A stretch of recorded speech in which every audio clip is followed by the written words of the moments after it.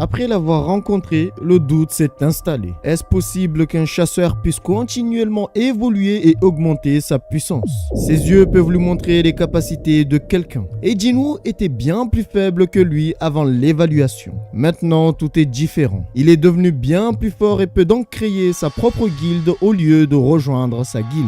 À quoi pourrait lui servir une guilde s'il peut continuellement devenir plus fort? Il deviendra certainement le numéro 1 en Corée. Et s'il crée une guilde, sa guilde sera la meilleure. Quelque temps plus tard, son ami est venu frapper à sa porte car ses parents l'avaient mis dehors. Alors vous me direz pourquoi? Eh bien, il avait décidé de suivre Jinwoo. Sa mère demande à son mari si c'était une bonne chose de le mettre dehors. S'il voulait son indépendance, il aurait dû faire avec sa force et non suivre un ami. Mais son père ne se sentait pas bien. Lorsqu'il se retourne afin de voir sa femme, il lui dit que c'est étrange. Pourquoi voit-il sa femme en double? Il venait de perdre l'équilibre et de s'effondrer. Quant à Jinwoo, depuis qu'il est devenu connu du monde, il a commencé à penser à la sécurité de sa famille. S'il n'est pas là, quelqu'un pourrait vouloir s'en prendre à elle. Il demande donc à ses ombres de sortir.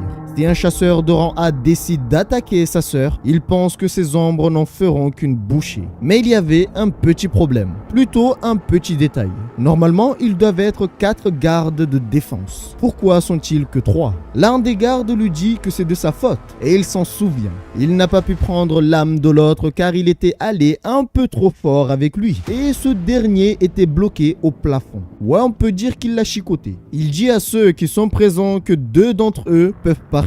Quant à celui qui reste, il devra veiller sur sa sœur, avec 2 autres soldats qu'il mettra à sa disposition. Ainsi, les 3 ombres se sont dirigés vers l'ombre de sa sœur pour s'y dissimuler. Il pensait que ce n'était pas assez. Alors il monte sur le toit et invoque 5 soldats. À partir de maintenant, ils devront protéger le voisinage. Et ils devront faire attention à ne pas se faire repérer. Ainsi, les ombres se sont dispersées afin de patrouiller dans tout le secteur. Il sait qu'à part un chasseur de haut rang, personne ne peut arrêter ces ombres. Ils vont rendre le quartier plus paisible.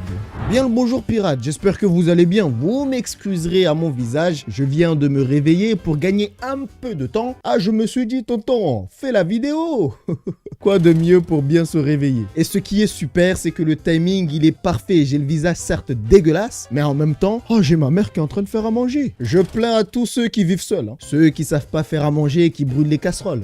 Qui vous a dit de partir de chez vos mamans? Bien, j'espère que vous êtes prêts parce qu'aujourd'hui, ça va être un excellent épisode. Il y aura beaucoup d'informations et ça on aime bien. Dans cet épisode, nous verrons l'arrivée des fourmis, l'arrivée d'un être plus puissant que Go-Gun-Hee. Oui les gars, bon le père de Jinwoo, vous oubliez, on le verra pas aujourd'hui. Et certainement pas dans les prochains épisodes avant un petit moment. Bref, on va voir quand même pas mal de choses et pour les nouveaux, comme d'habitude, petit rappel, il y a les playlists dans lesquelles vous retrouverez votre bonheur. Il suffit de sélectionner la playlist qui vous intéresse, de choisir l'histoire qui vous intéresse et vous pourrez recommencer chaque histoire depuis le commencement. Si c'est pas beau ça, si t'aimes bien le concept, t'as juste qu'à lâcher ton meilleur like pour nous rejoindre et de t'abonner afin de prendre ta place. Nous sommes des pirates et sans plus tarder, reprenons. Il devait revenir à la tour du diable. Il savait qu'en arrivant la difficulté serait élevée. C'est pourquoi il s'est préparé. Il avait reçu une quête. Le système lui demande de collecter les âmes démoniaques,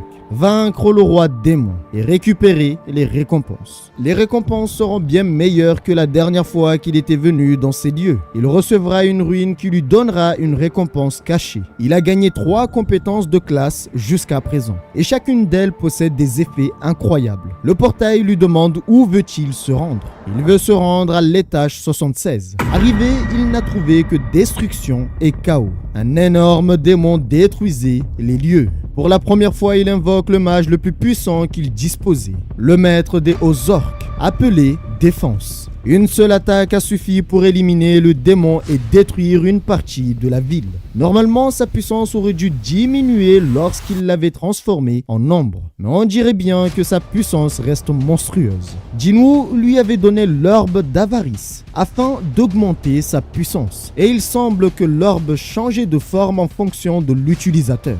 Pour le moment, il va le laisser faire comme il le souhaite. Quant au père de son ami, il était parti voir un médecin. Il pensait juste être épuisé. Il demande s'ils ont trouvé quoi que ce soit en faisant les tests. Alors le médecin lui demande, a-t-il un proche qui est un chasseur ou qui a subi l'éveil? Ne comprenant pas, il demande pourquoi. Le docteur continue et lui demande « Est-ce qu'il connaît le repos éternel ?»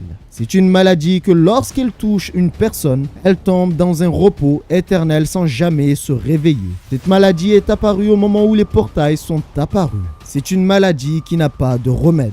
Il demande quel est le rapport avec lui. C'est une maladie qui se développe suite à une forte exposition à une énergie magique. Son corps d'humain ne supporte pas la magie. Il doit éviter tout ce qui se rapproche au donjon. Monstres, chasseurs, mana, cristaux magiques, absolument tout. Le médecin continue et lui demande « Y a-t-il une personne dans sa famille qui est chasseur ?» Étant sous le choc, il avait pensé à son fils qu'il venait de mettre à la porte.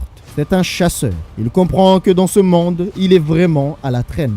Comment lui, Yu Myung-han, peut être à la traîne?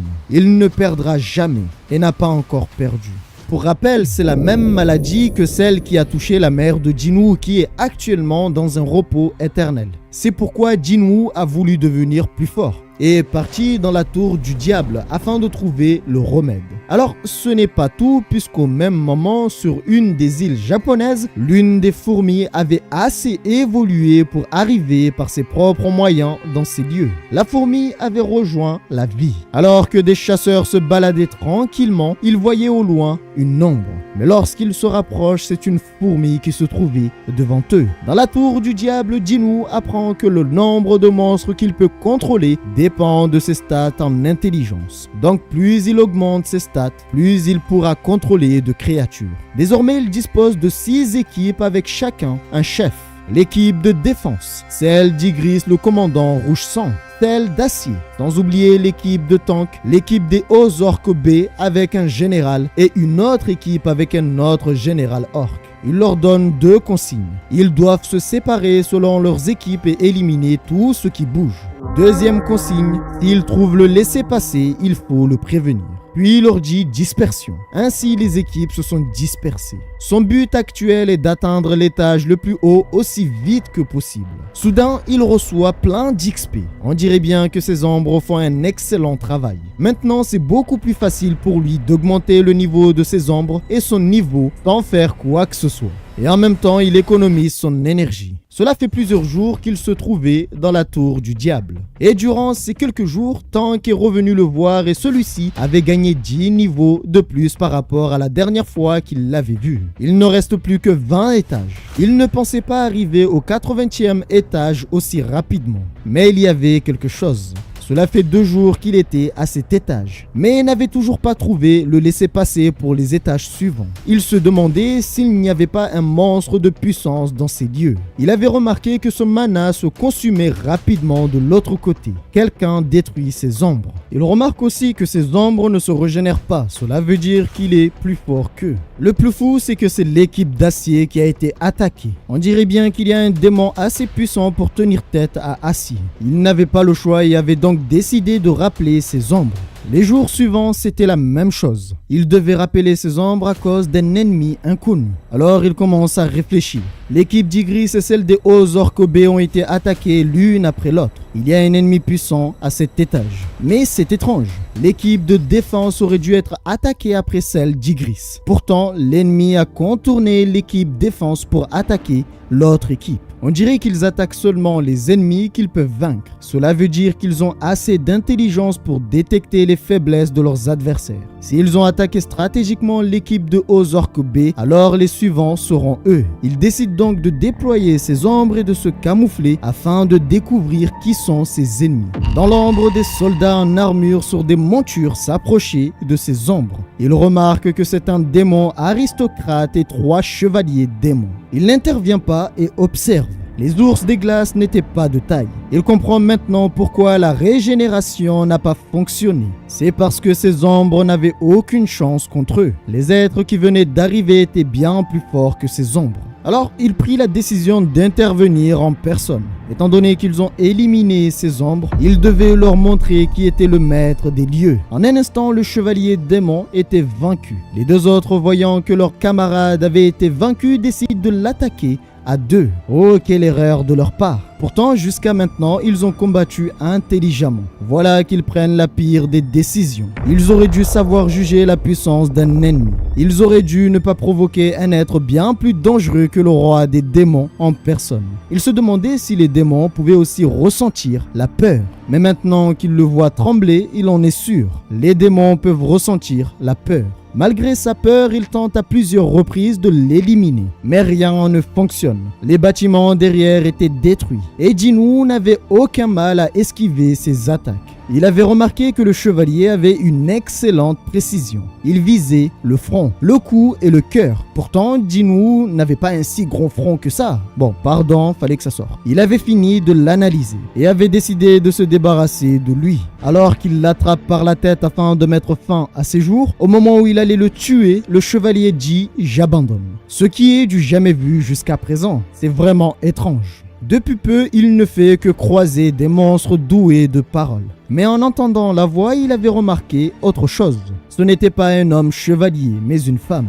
Elle lui présente ses excuses et dit qu'ils sont en tort. Elle le supplie de l'épargner. Ils ont attaqué ses soldats et voilà que maintenant qu'elle demande qu'il l'épargne. Elle reconnaît son erreur. Mais son clan est obligé de protéger ces lieux. Ils ne peuvent pas laisser n'importe quel individu s'y balader, encore moins tuer les démons qui se trouvent dans ces lieux comme si ce n'étaient que de vulgaires fourmis. Alors il lui demande, ne ressent-elle rien en le suppliant de cette façon? Ne ressent-elle rien en suppliant celui qui a tué ses subordonnés? Elle lui dit que le devoir d'un chevalier est de protéger son maître. Son maître serait ravi de savoir qu'elle est saine et sauve.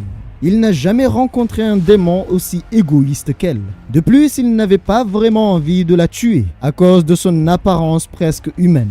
Mais la démon avait remarqué une ouverture. Elle a tenté de l'attaquer alors qu'il pesait le pour et le contre. Lorsqu'elle croise son regard, elle comprit son erreur. Alors il lui demande que croit-elle être en train de faire. Elle se prosterne et lui dit que s'il épargne sa vie, elle lui donnerait tout ce qu'il voudrait. Il n'arrivait pas à savoir si elle était sans gêne ou juste optimiste. Alors il lui demande est-ce qu'elle peut obtenir le laissez-passer. Elle lui dit que le laissez-passer est protégé par leur clan. S'il la ramène chez elle saine et sauve, elle pourrait le lui donner. Il ne comprenait pas pourquoi il n'arrivait pas à trouver le laissez-passer, mais ne s'attendait pas à ce qu'il soit gardé ailleurs.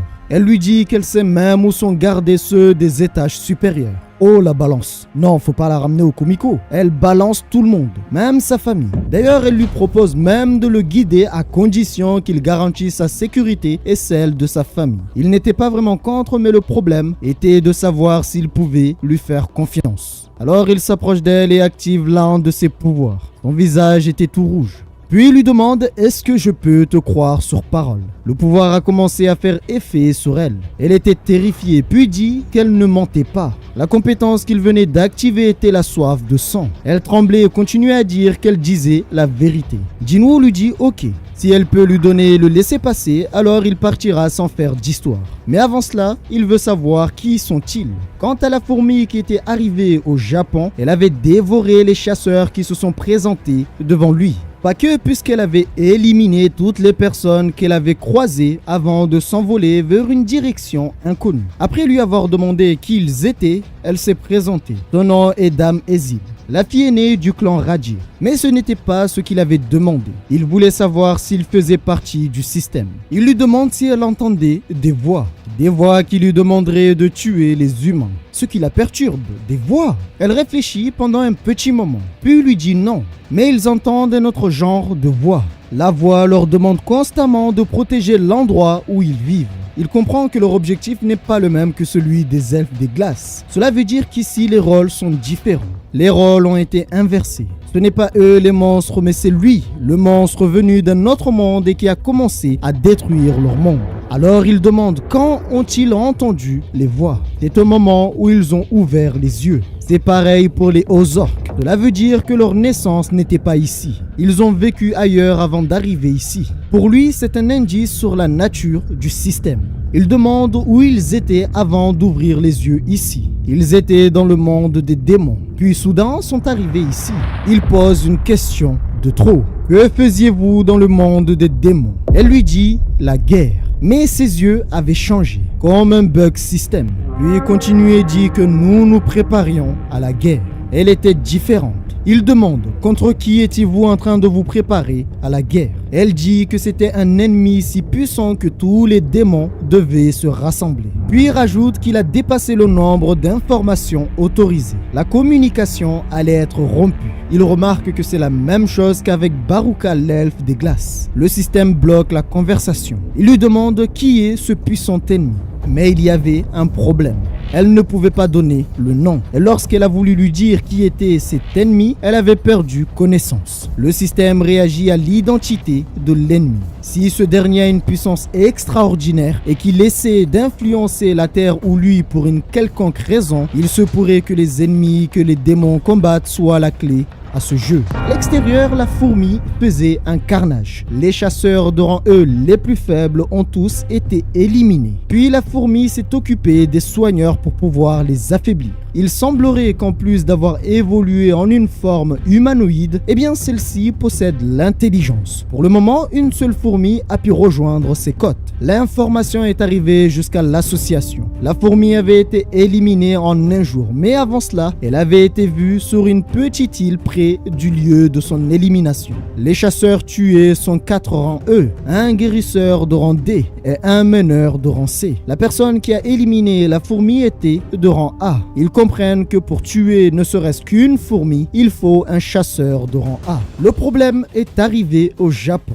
Et le Japon dispose du système de chasseurs le plus avancé. Au vu du nombre de victimes, presque 300 civils morts quand même, il se demande qu'arriverait-il si l'une de ces créatures arrivait jusqu'en Corée. Gogunhee leur dit que l'île attaquée se trouvait à 150 km de l'île de Jeju, là où se trouvent les fourmis. Si la fourmi a pu arriver là, alors elle pourra aller bien plus loin. Gogunhee était inquiet pour son pays. Qui pourrait les aider? Le chef Woo Jinchul s'approche de lui et aimerait lui parler. Il n'a rien dit pendant la réunion, mais quelqu'un les a contactés en secret tout à l'heure. C'est le chasseur Wang Dongsu de la guilde des charognards. Celui qui veut tuer Jinwoo. Il dit pouvoir coopérer en ce qui concerne l'île de Jeju. Gogunhee avait compris. Son plan était évident. Et le chef Woo Jinchul avait aussi compris. Il voulait Jinwoo.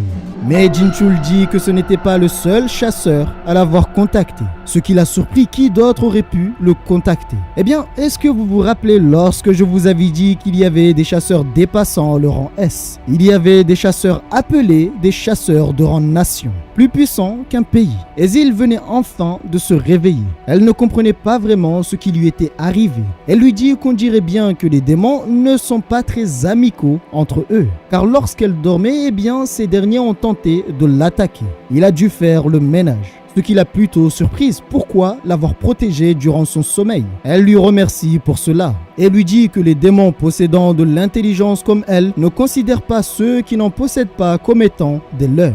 Il lui demande si le laisser-passer est très loin. Alors elle l'a conduit dans un palais démoniaque. En arrivant, elle demande où se trouve son père. Il était à la salle du trône. Elle dit à son père qu'elle a ramené un visiteur.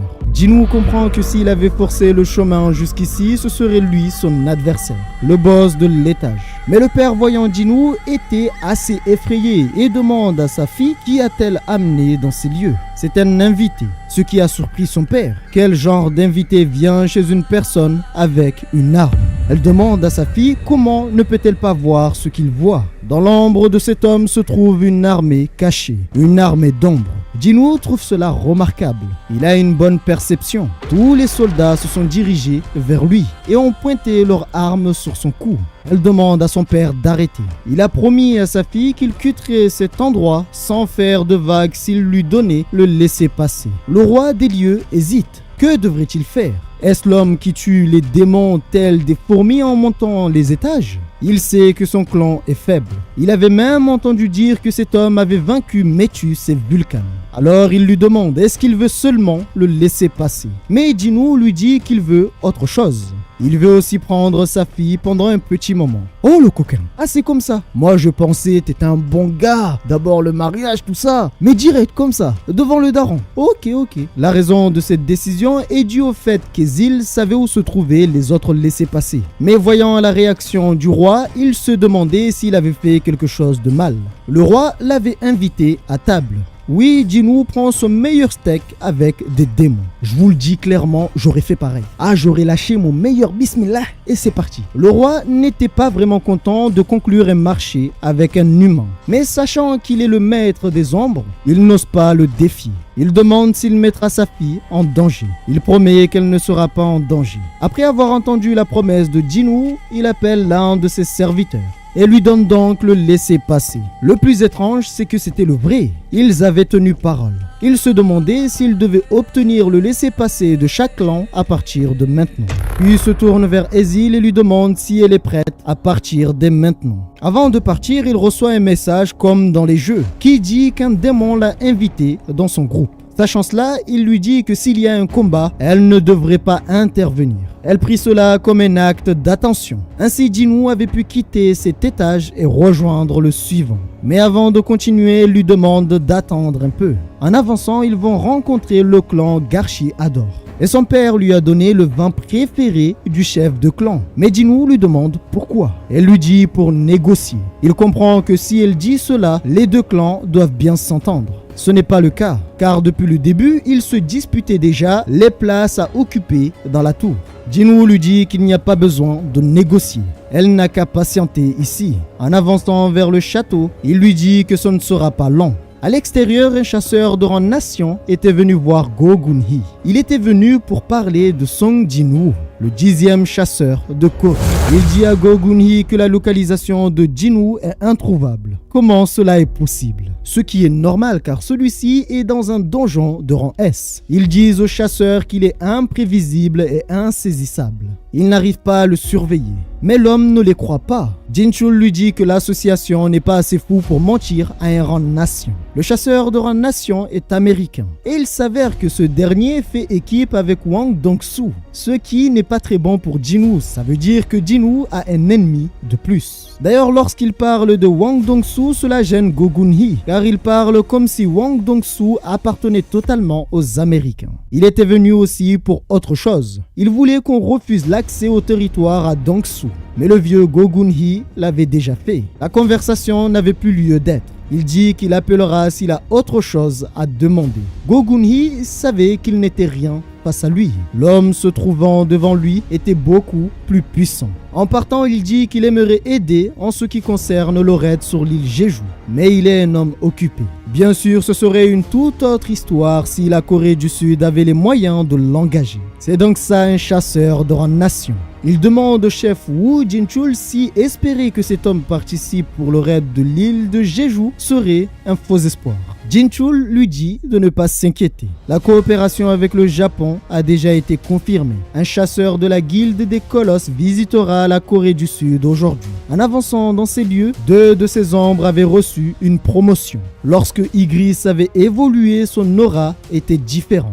Désormais, Ygritte a clairement la puissance de rang S, car jusqu'à présent, je vous disais qu'il était de rang S, car il pouvait égaler un rang S sans avoir le rang S. Maintenant, c'est officiel. Quant à Tang, il a pu obtenir la puissance des rangs A, d'un rang A de haut niveau. Elle demande à Jinwoo s'il sait combien de clans il a détruits jusqu'à présent. Vu que c'est le 89e étage, en incluant son clan, ça doit être le 9e clan détruit. Alors elle lui dit qu'à partir du 90e étage, chaque clan sera celui de nobles de haut rang. Ils sont d'un tout autre niveau. S'il les persuade, il pourrait avoir les laissés passer. Mais Jinwoo demande s'il était plus faible que leur clan, aurait-elle négocié avec lui? Elle avait compris. Les choses ne se passent jamais aussi bien. C'est le plus fort qui domine et ça ne changera jamais. Elle a dit qu'il y avait une compétition entre les clans. Eh bien, il fera de leur clan le premier parmi tous. D'un air assez timide, elle demande pourquoi avoir épargné son clan. Parce qu'il l'aime bien. Voilà pourquoi il les a épargnés. Si elle n'était pas là, il aurait certainement détruit leur clan et battu son père. Il se demandait s'il était compatible avec les personnalités maladroites ou un truc du genre, comme avec Jinwoo.